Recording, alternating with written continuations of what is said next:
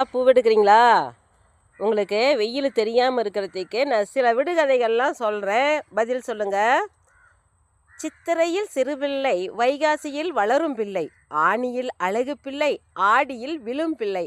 அது என்ன?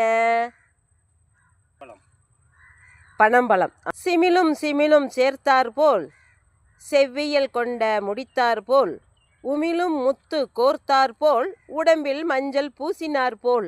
அது என்ன? முதலம்பழம். Very good. சாப்பிடும் வரை செல்லப்பிள்ளை, சாப்பிட்ட பிறகு அநாத பிள்ளை. அவன் யார்? கருவேப்பிள்ளை. Very good.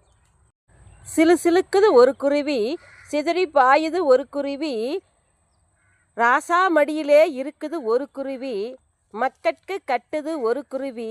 அவை என்னென்ன? நெய், சோளப்பொரி, எலுமிச்சம்பழம், வேஷ்டி துண்டு. சரி, இந்த விடுகதையாவது சொல்லுங்க. சிவப்பு நிறம் உடையவன், நடுத்தெருவில் நிற்பவன், வாயோ பெரியது, வாய்க்கு உணவு காகிதம். அது என்ன? பால்பெட்டி. சரி. சிறு மனிதன் துள்ளி துள்ளி வேலி கட்டுகிறான். அது என்ன? கரெக்டு. சிறையில் அடைபட்ட கைதி விடுதலைக்கு பின் வெந்து மடிவான். அவன் யார்? நெருப்பு குச்சி. ஆமாம். எப்படி இதெல்லாம் தெரியுது? விடுகதை எனக்கு தெரியாதா? சரி சரிப்பா, உனக்கு அறிவாளி தெரியும்.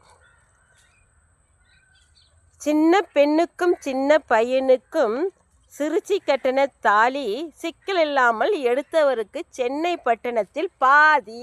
அது என்ன? குருவிக்கூடு. ஆமாம், கரெக்டு.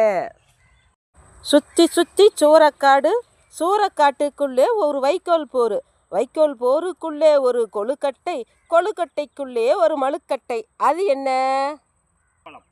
ஆமாம், கரெக்டு.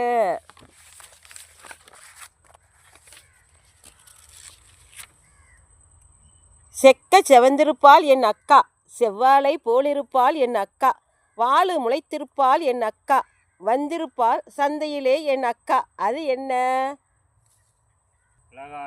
மிளகாய். ஆமாம். சொல்லவும் தெரியாது, சும்மாவும் இருக்காது. அது என்ன? ஆமாம், அது வாயும் பேச தெரியாது, சும்மாவும் இருக்காது.